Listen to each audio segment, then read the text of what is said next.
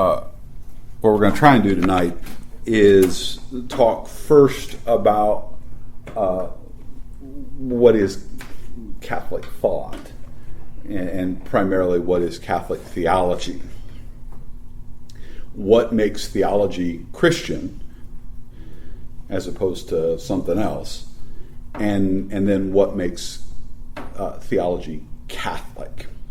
So let's talk about first, what is just plain old ordinary theology. You probably know this, but if you don't, the Greek word is theologia, or theologia, depending on how you like to pronounce your Greek. And it's like any other discipline that we're familiar with. So cardiology, oncology, the logi there is from logos, so a Greek word that means word, or discourse. And so, theology is just discourse about God or about the gods, which is to say that there's nothing at first blush that's distinctively Christian about theology. What I do when I'm teaching my introduction to Catholic thought to undergraduates, when I was teaching at St. Louis University, I'm dealing with undergraduates who are at SLU because they got accepted at SLU and they want to go to med school, or they want to go become lawyers, or they want to go make widgets. And many of the students, although we had a majority Catholic undergraduate population, a lot of the students that were coming in were regionally from the St. Louis and greater Midwest kind of area. Couldn't care less about theology. And in fact, they resented having to take a theology course. So basically, my teaching every week was an extended commercial for why this might be even remotely important to you in your life. It's how much money will this make you? Probably not a lot, but So we're always battling in a Jesuit institution to hang on to those two theology credit requirements, because otherwise the Catholic ethos and vocation of the university tends to drift off into outer space. So what I would tell them is this: that everybody is studies theology, and everyone is a theologian. And how do we know this? Well, if you're religious at all, Muslim, Hindu, Buddhist, whatever, you've got a theology. You have some indication about how God relates to the universe, or how you relate to the gods. If you're an agnostic, you have this notion that no single God has decisively revealed himself or herself or itself to you. So you're camping out in a kind of space that says, well, nothing much can be known about, because that God or gods have not revealed themselves. So there's a theological affirmation, or at least a theological denial, being made in a hard agnostic kind of position. If you're an atheist, you're saying there is no God. And that is itself a kind of theological affirmation, in that it's an a-theological affirmation. So everybody is a theologian. And everybody studies or has a theology, when you set it out as broad as discourse about the God or discourse about gods. Everybody is. So the difference between a theologian and not isn't really a difference between I am or I am not. It's, are you a good one or a bad one?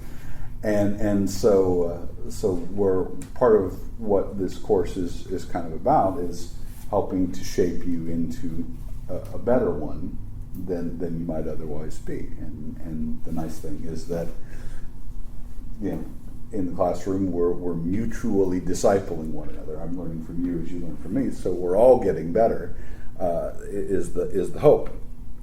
So, what do we mean by Christian theology? That's really what we end up being kind of interested in. There are a few definitions out there. Christian theology is rooted either in natural revelation, what can be known about God from the created world by the power of reason or human experience, or special revelation. What we talk about is this revelation specifically given by God for Christians in the person of Jesus Christ. That's what makes theology uniquely Christian, is that it is the disclosure of God in the person of Jesus Christ. The incarnational theology. Yeah, it ends up being, and so before anything that you say about Christian theology as a sort of big giant discipline, it has to kind of find its center in the experience of 12 dudes following another dude that saw that dude get nailed to a tree, and then 3 days later, empty tomb, resurrection, and then the descent of the Spirit. What happens to the disciples in the New Testament is their experience of the resurrected Jesus is so radical, so transformative, that they re-understand the entire world, and specifically their Jewish theology, by light of that new center. My favorite illustration is this, and you guys are all old enough to get this illustration. I'm a child of the 70s. Star Wars came out, in 1976? And then, Empire a couple years later, and then Return of the Jedi. And, if you just had episodes 4, 5, and 6, that original trilogy, and you said, okay, what's this story about? How would you summarize it? Let's have some class participation. How would you say this? What about Star Wars? Yeah. So just episodes 4, 5, and 6. No Jar Jar, no Anakin Yippee. We won't talk about that. Yeah. So not Anakin whining and Yippee, but Luke whining. And everybody hating C-3PO. Yeah. So how would you summarize it? If you said, okay, I watched the older trilogy, the episodes 4, 5, and 6, and somebody says, oh, really? What's that about? The end. We saw the end, because you're talking about up to where Darth Vader dies, right? Yeah, but you're telling me a story. What happens? Start at the beginning, episode 4. Episode 4. What happened? We were introduced to Luke Skywalker, and his journey into becoming a Jedi. Okay. And as he becomes a Jedi, he faces his enemy, which is the Empire, and his struggle and fight, not his, but this group of people fighting evil. And so all the way until the death of the Empire striking back, fighting against the Empire, winning, losing, and then in the end being triumphant. Okay. Now, how is he triumphant at the end? Because the Grand Wizard, what the hell is he called? The Emperor. It's killed by the Wizard. I just remember him shooting lightning out of his fingers, and he's killed by the repentant Darth Vader, right. who comes back to the good, goes from the good to the evil, back to the good, kills the Emperor, okay, and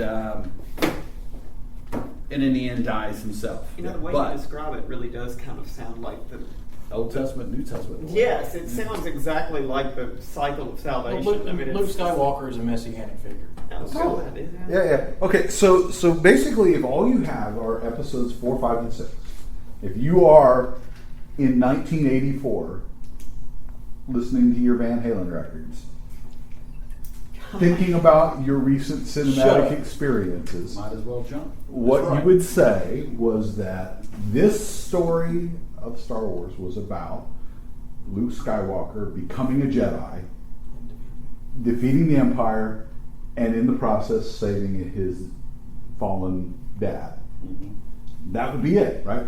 Who's the hero of that story? Luke Skywalker's the hero of the story. Okay, so now set that aside, and now put episodes 1, 2, and 3 next to them. What has happened? You go back to, I'm sorry. So start with episode 1 now and go all the way to episode 6. Tell the same story. You have the rise, the beginning of Darth Vader, Anakin Walker. Anakin Skywalker. Yes. Okay, you have the beginning of him becoming a Jedi, starting to fight evil. It's kind of the same story that you have in 4, 5, and 6, but with the father starting as a little kid going through, Right. until he becomes part of the Empire. He falls. Yeah. Yeah. Yeah. From grace kind of thing. So the first story, if you're sitting in 1984, it's all about the rise of Luke Skywalker It's all about the redemption. and the defeat of the Empire. Okay.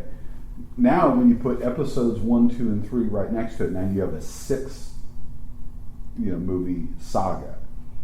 Now it becomes the whole story. The big picture becomes about the rise, fall, and the redemption of Darth Vader. Who's the center of the story? Darth Vader. Okay. If all you had were episodes 4, 5, and 6, it'll be all Luke. But when you throw out that 6 story cycle, then all of a sudden the stories recenter dramatically. Well, the same thing happens in the development of Christianity and what makes theology distinctively Christian. What we have is the revelation of Yahweh to Israel, right?